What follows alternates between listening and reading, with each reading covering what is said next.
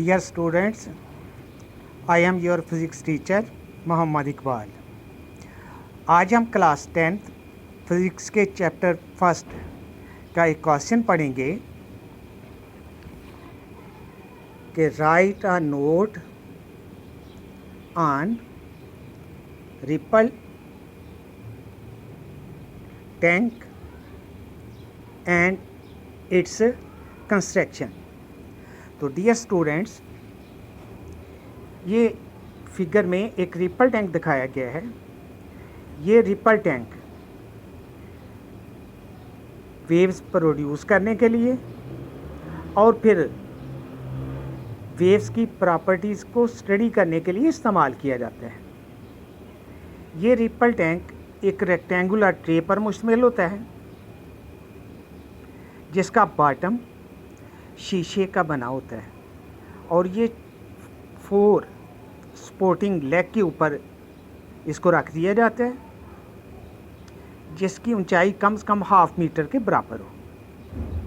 और इस rectangular tray के अंदर पानी होता है और इसके एक सिरे पर एक वाइब्रेटिंग इलेक्ट्रिक मोटर होती है जिसका एक सिरा पानी को टच कर रहा होता है और इसके ऊपर एक बल्ब लगा हुआ होता है जिसकी रोशनी से ट्रे के नीचे ज़मीन पर एक कागज़ या स्क्रीन कोई रख दी जाती है जिसके ऊपर रिपल टैंक यानी रेक्टेंगुलर ट्रे में जो पानी है उसमें पैदा होने वाली वेव्स का इमेज देखा जाता है। इस पानी में जो वेव्स बनती हैं, जो उनके क्रस्ट होते हैं, वो स्क्रीन पर ब्राइट लाइन की शक्ल में होते हैं, जबकि जो ट्रफ होती हैं वो डार्क लाइंस की शक्ल में होती हैं। तो डियर स्टूडेंट्स, इसमें सबसे पहले हम पढ़ेंगे ripple tank. Ripple tank is a device to produce water waves and to study their characteristics। यानी रिपल टैंक एक डिवाइस है जो वाटर वेव्स प्रोड्यूस करता है और फिर उनके करैक्टर्स की स्टडी की जाती है। अब इसकी कंस्ट्रक्शन क्या है? कंस्ट्रक्शन, दूसरी हेडिंग है कंस्ट्रक्शन। पहली हेडिंग थी रिपल टैंक, दूसरी heading construction. This apparatus consists of a rectangular tray having glass bottom। ये apparatus एक रेक्टेंगुलर ट्रे पर मुश्तमिल होता है जिसका बॉटम शीशे का बना होता है and is place nearly ½ metre above the surface of a table. और इसको एक ½ मीटर ऊंचे टेबल के ऊपर रख दिया जाता है। Waves can be produced on the surface of water present in the tray by means of a vibrator।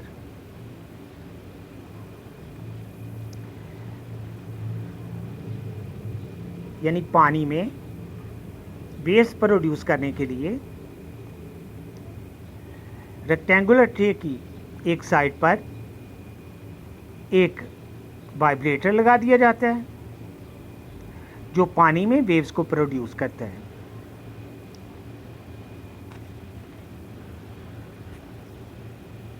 This vibrator is an oscillating electric motor होती है fixed on a wooden plate, जो एक लकड़ी की प्लेट के ऊपर fix होती है ओवर द ट्री,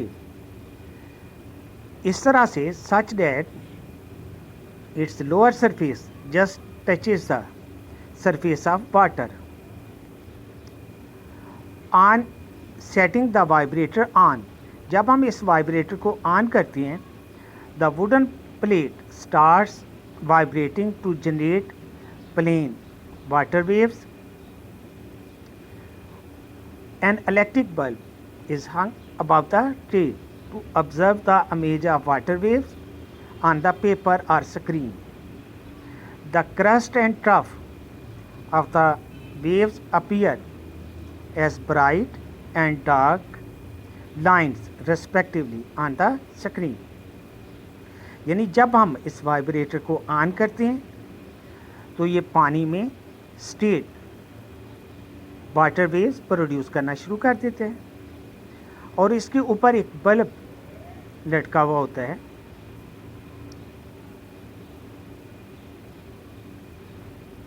जिसकी वजह से the image of water waves tray के नीचे ज़मीन पर रखे हुए कागज़ या स्क्रीन के ऊपर जाहिर होता है।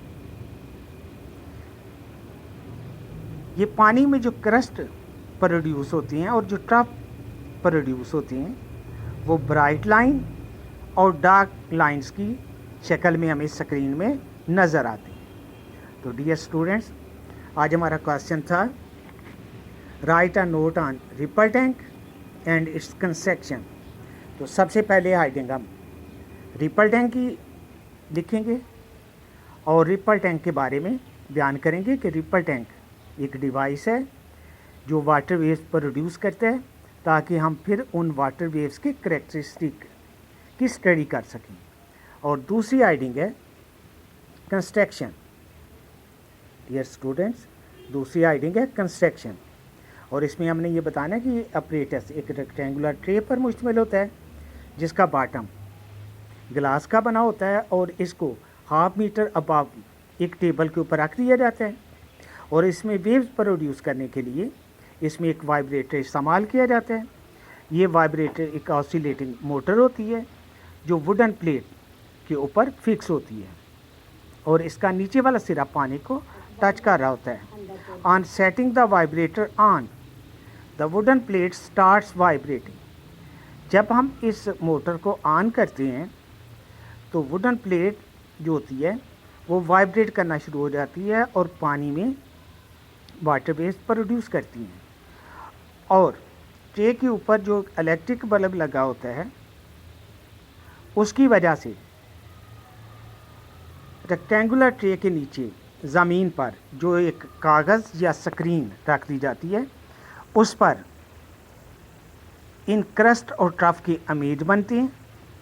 जो क्रस्ट होती हैं वो ब्राइट लाइन की शक्ल में नज़र आती हैं जबकि ट्रफ डार्क लाइन की शक्ल में हमें नज़र आती हैं। तो डियर स्टूडेंट्स, आज हमने रिपल टैंक के बारे में पढ़ा। इसको आपने अच्छी तरह याद करना है और कॉपी पर भी नोट करना है।